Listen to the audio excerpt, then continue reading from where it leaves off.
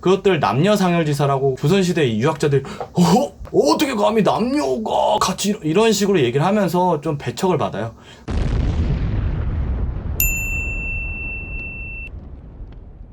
안녕하세요. 김국어 선생님의 고전문학 시간입니다. 오늘은 청산별곡, 고려가요에 해당하는 청산별곡에 대해서 한번 알아보도록 하겠습니다.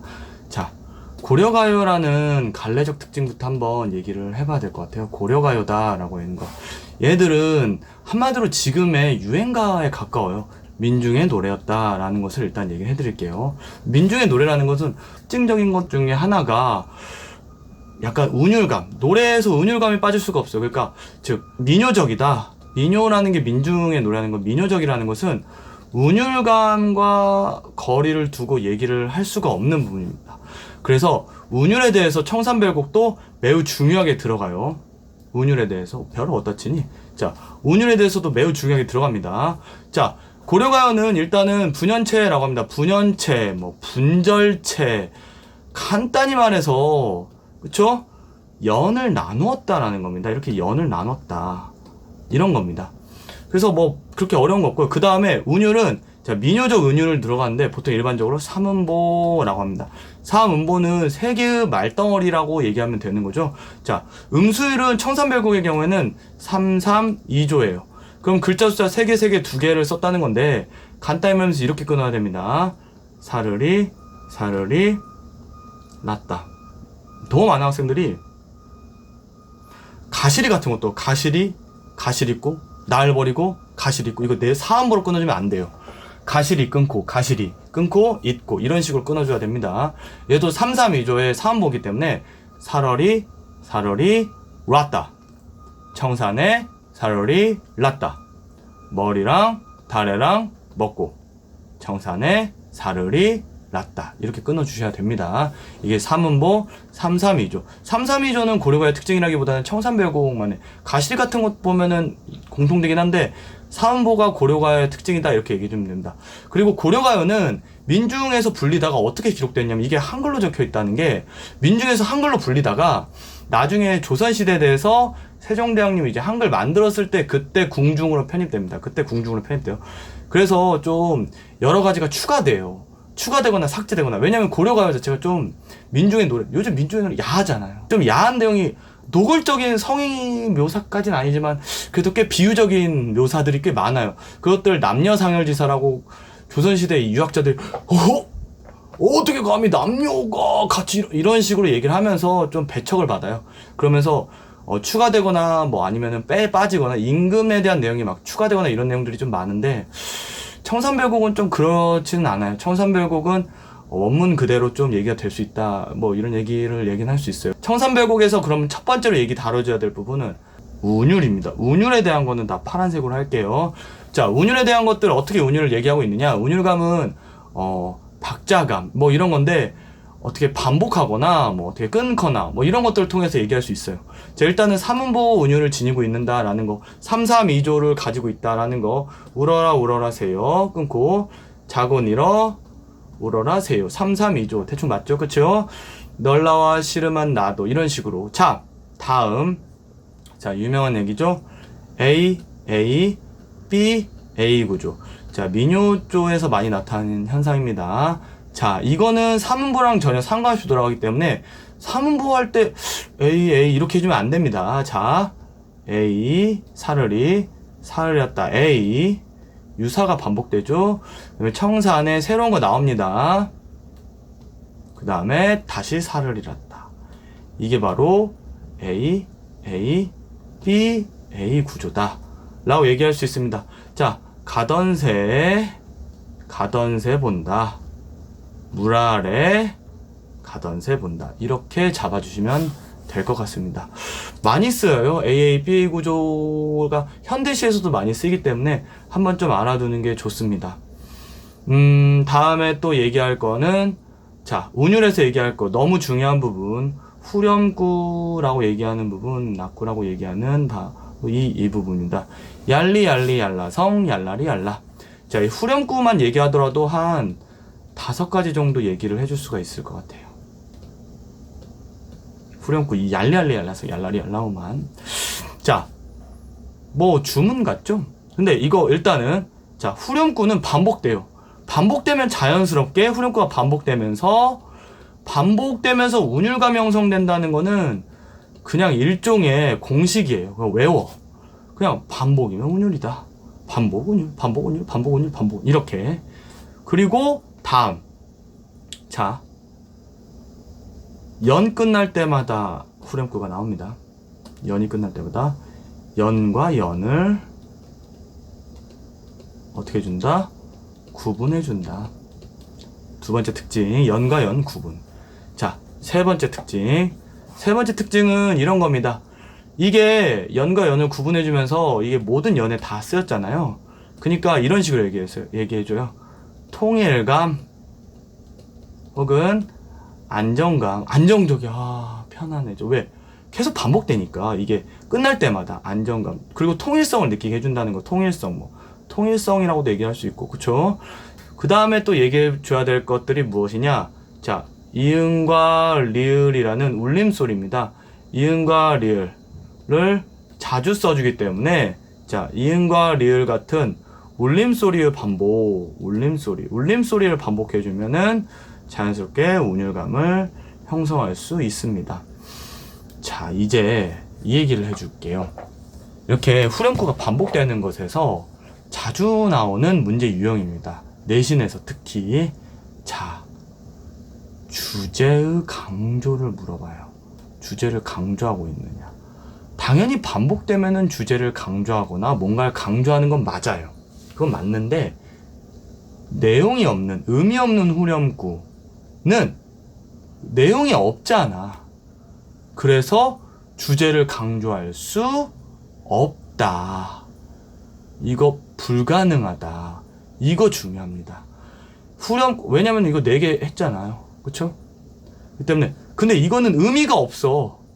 의미가 없는데 어떻게 이거를 뭐 주제를 강조할 수 있어요? 이거는 주제를 강조할 수 없다. 라고 봐줘야 돼요. 자, 다시 한번. 자, 반복을 통해서 운율감을 형성합니다. 그 다음에 연과 연을 구분합니다. 그 다음에 통일성, 안정감을 줍니다. 그리고 이응소리, 리을소리. 또 치사하게 막 미음소리, 니은소리 있는데 미음, 니은 없죠? 막 울림소리를 반복해서 운율감을 준다. 주제 강조는 답이 될 수 없다. 꿀팁 하나 드린 겁니다. 자, 이제 청산별곡을 전반적으로 한번 쭉 살펴보도록 할게요. 청산별곡은 간단히 말해서 내가 청산에 너무 살기가 힘들어요. 세상 살기 너무 힘들죠? 힘들어. 모든 게 공부도 힘들고 다 힘듭니다. 근데 청산에서, 그러니까 내가 세상에서 살기가 너무 어려워서 청산에 갔다는 거야. 근데 화자가 해석도 다양하기 때문에 화자가 누군지 여러 가지 이유로 설명할 수 있습니다. 여러 가지로. 한 3가지로 보통 잡아줍니다. 자, 첫 번째 화자는 대부분의 이걸 바탕으로 해석을 하게 됩니다. 유랑민이라고 얘기합니다. 유랑민.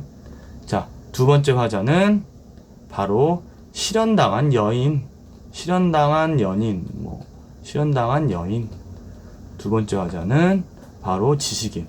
그때 당시 고려 후기인데 이게 고려 후기에 너무 힘들어. 무신정변 막 무신들이 막 난리가 나고 뭐 문과충들 죽어라 그러면서 문신들 막 죽이고 막 난리가 났었죠. 그런 어려운 상황 속에서 자, 유랑민 그리고 막 몽골 애들 맨날 쳐들어가지고 안녕 우리 왔어 먹을 거 내놔 죽일 거야. 그리고 막 이렇게 어려웠던 시기 유랑민들, 실현당한 여인 혹은 지식인 이런 것들을 화자로 잡아줄 수가 있겠습니다. 자, 본문을 본격적으로 한번 나가볼게요. 3페이지에 다 해보도록 하겠습니다. 깨끗한데 하고 싶어요. 자, 이 청산별곡은 2가지로 구분법이 있어요. 그걸 알아줘야 돼요. 첫 번째, 청산의 노래와 그 다음에 바다의 노래. 청산의 노래와 바다의 노래. 그 다음에 기승전결의 구조. 근데 이 기승전결은 사실은 주된 어떤 그게 아니에요. 가시리가 기승전결 구조고 뭐 고려가요가 그런 것들이 있어서 기승전결 구조로 접근하려고 하는 건데 교과서나 내신 뭐 자습서 이런 거에서 학교 선생님이 주로 언급해주지 않았다면 잊어도 돼요. 나왔다면 얘기는 한번 해줘야 돼요. 보통 청산의 노래와 바다의 노래로 얘기됩니다. 처음에 청산을 가, 그 다음에 바다를 가. 그래서 내가 어땠다 뭐 이런 얘기입니다. 그러면은 오늘 한 3년까지만 한번 살펴볼게요. 자, 자, 사르리 사르리 랐다. 청산에 사르리 랐다. A, A, B, A 구조 혹은 사문보 사르리 사르리 랐다. 이건 앞에서 얘기했습니다. 자, 처음에 가고 싶은 공간 청산. 이 청산만 하더라도 문제가 진짜 정말 막 쏟아져. 이게 뭐냐면은 도피처라는 공간이 정확하고요. 도피처가 좀 넓게 보면 이상향의 공간이다 라고도 충분히 가능합니다. 그런데 이 공간과 유사한 공간으로서 다른 시들을 막 데리고 와서 막 물어봐요. 그러면은 그거 할 때 팁 하나만 줄게요. 다른 시들 볼 때 어디로 가고 싶다라고 무조건 청산이 되는 건 아니에요. 내 지금 상황이 너무 힘들고 안 좋아. 그래서 여기로 갈 수밖에 없고 가고 싶어. 이런 공간이어야지만 청산과 부합되는, 딱 맞아떨어지는 공간이다라고 찾아주시면은 팁 하나 드린 겁니다. 자, 도피처가 정확하고 이상향도 충분히 가능합니다. 자, 머루랑 달래라는 자, 간단히 말해서 풀떼기입니다. 풀떼기. 나물인데 산나물들인데 뭐 얘들을 소박한 음식이라고 봐줘야 돼요. 소박한 음식들. 그러니까 청산에서 먹을 수 있는 소박한 음식들. 나는 자연이다 해서 왔는데 막 되게 막 고급진 거 먹으면 좀 이상하잖아요. 막 소고기 막 스테이크 먹고 막 이러면 이상하잖아요. 그렇죠? 그러니까 뭐랑 다른 소박한 음식, 사자성어로는 단사표음 정도로 얘기할 수 있겠습니다. 간단히 말해서 뭐 표지박 하나 뭐 이런 의미의 막 단초로운 음식들, 뭐 소박한 음식들 이렇게 얘기합니다. 자, 먹고 내가 청산에 살이 랐다. 이 랐다도 세 가지 정도 해석되는데 중요하진 않아요. 뭐 살고 싶구나 하는 거는 뭐 내가 뭐 소망이고, 살아야겠다 의지, 뭐 살겠구나 뭐 감탄, 뭐 이런 것들로 하는데, 자, 얄레얄레라서 얄랄얄라 후렴구 운율감에 대해 앞에서 자세한 얘기는 다 했습니다. 자, 울어라 새여 자고 일어나서 울어라 새여. 자, 이 새 청산만큼 중요합니다. 자, 이런 얘기야. 샌데 자고 일어나서 또 울어. 근데 이 우는 게 학생들이 많이 그냥 새가 삐약삐약하고, 새가 그렇게 안 우나? 새가 그냥 운다는 생각으로 하는데, 이거는 이 우는 것보다는 이 우는 걸로 봐줘야 돼요. 우는 걸로. 왜냐면 이래야지 감정이입이 될 수 있습니다. 감정이입. 자, 널라와 너보다입니다. 비교하는 거예요. 너보다 씨름이 하다 뭡니까? 하다라는 말 잘 모르겠으면 고전시가 읽는 방법 위에 뜨는 걸로 봐주세요. 자, 하다는 많다. 많은, 큰이나 많다 이렇게 해석되죠. 나도 자고 일어나서 울어. 나도 울고 너도 울고. 그러니까 내가 울고 싶은 마음을 새한테 집어넣은 겁니다. 그래서 감정이입이에요. 자, 감정이입을 찾는 방법 2개 정도만 잡으면 돼요. 사실은 감정이입은 뭐랑 헷갈리냐면 객관적 상관물이라는 애랑 헷갈릴 수밖에 없어요. 객관적 상관물이 사실 감정이입은 객관적 상관물에 포함되는 개념이에요. 근데 얘들을 보통 학교 시험 문제에서는 구분해서 얘기하는 경우, 그래서 찾아라 라는 경우가 많아요. 근데 감정이입이 객관적 상관물은 간단히 말해서 내가 어떤 대상을 보고, 내가 예를 들어서 뭐 꽃을 봤는데 이 꽃을 내가 여자친구한테 선물해줬던 게 생각나. 그래서 내가 슬펐어. 그러면은 여기까지는 객관적 상관물이에요. 내가 어떤 대상을 보고 어떤 정서를 느꼈다. 이게 여기까지는 객관적 상관물이에요. 근데 이 내 슬픈 감정을 꽃에다 집어넣으면 이제 꽃이 뭐 하게 되죠? 울게 돼요. 여기까지 갔을 때 감정이입이다 라고 얘기합니다. 자, 감정이입 2가지 팁 얘기해 드립니다. 첫 번째, 의인법이랑 되게 비슷해요. 꽃이 우니까, 새가 우니까. 그러니까 새가 이렇게 운다고 생각해 줘야 돼요. 약간 새가 삐약삐약 아니고 어쨌든 짹짹 우는 거가 아니라, 그 다음에 나의 정서와 화자의 정서와 동일해야 되는 특징이 있습니다. 황조가 같은 거는 새들이 자기네끼리 막 잘 지내. 막 펄펄 나는 쥐어깨꼬리 암수소를 정답구나. 지네끼리 얘 둘이 뭐 하는 거? 둘이 뽀뽀 하지마. 자, 이렇게 막 둘이 막 좋아하는데 나는 외로워. 그러니까 얘의 감정과 얘의 감정이 같지 않죠. 화자의 감정과 대상의 감정이 같지 않죠. 이럴 때는 객관적 상관물인데, 내 감정과 대상의 감정이 이렇게 동일하다. 나도 울고 니도 울고. 그러면은 감정입니다. 중요합니다. 자, 다음. 가던 새를 본다. 물 아래 별. 가던 새를 본다.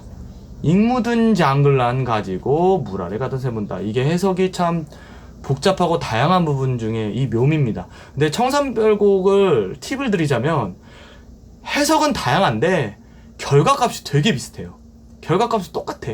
한마디로 뭐 나오는 결과는 똑같아요. 물 아래 가던 새도 두 가지로 반드시 해석해줘야 됩니다. 첫 번째는 진짜 새, bird, 바로 이 새. 이 새로 해석된 이유는 앞에서 새가 나왔으니까. 자, 두 번째.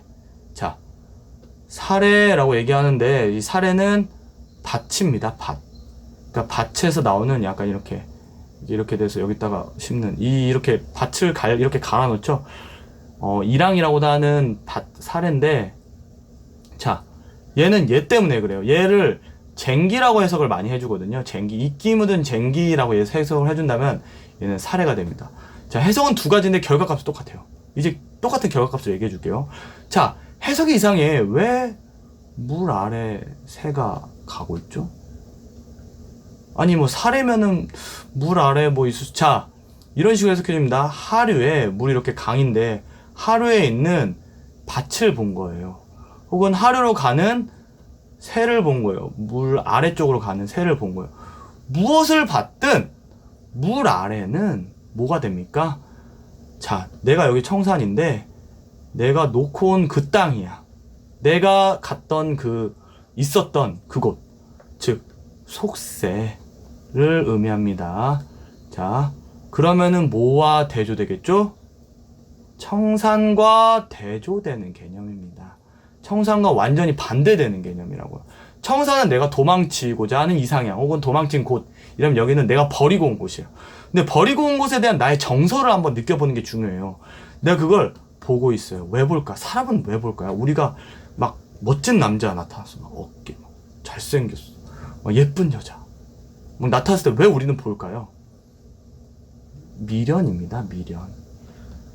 우리가 막 전 여친 막 인스타그램 막 페북 막 뒤져보는 거 왜 그런 거야? 응? 미련이죠, 미련. 미련이 남아서 보는 거라고 얘기할 수 있습니다. 그러면은 속세에 대한 미련이 아직 남아있어서 이걸 보고 있다라고 얘기합니다. 그쵸? 왜냐면 지금 상황이 대변해주는 게 바로 이 이끼 묻은 쟁기라고 얘기를 해주거든요. 이끼 묻은 쟁기. 자, 이것도 해석이 세 가지로 됩니다. 자, 앞서 말했던 세 가지 화자에 따라서 달라지는데, 첫 번째, 내가 만약에 땅을 잃은 유랑민이다 싶으면 그러면은 이건 이끼 묻은 쟁기가 됩니다. 이끼 묻은 쟁기. 내가 만약에 실현당한 여인이라고 하면은 은장도입니다. 은장도. 녹슬은 은장도. 은장도가 뭐예요? 여자들이 옛날에 칼 갖고 있었어. 그래서 나쁜 남자 나타나면은 휘업! 그 다음에 지식인 혹은 병사라고 하면은 병기. 병기가 뭐죠? 변기 아니고 무기라고 얘기할 수 있습니다. 즉 녹슬은 무기냐 은장도냐. 뭘로 해석되든 지금의 나의 상황을 얘기해주면서 내가 지금 상황이 좋지 않다는 것 얘기해줄 수 있다는 겁니다. 이걸 가지고 이 쟁기 뭐 할 수가 없는 이런 상황에서 이끼 묻은 은장도 가지고 내가 미련이 남았던 사례든 새든 그것을 나는 바라보고 있다 라고 얘기를 해줍니다. 자, 다음부터는 다음 동영상에서 얘기할게요. 20분 만에 끊어야 돼서 다음 시간에 얘기를 하도록 하겠습니다. 안녕.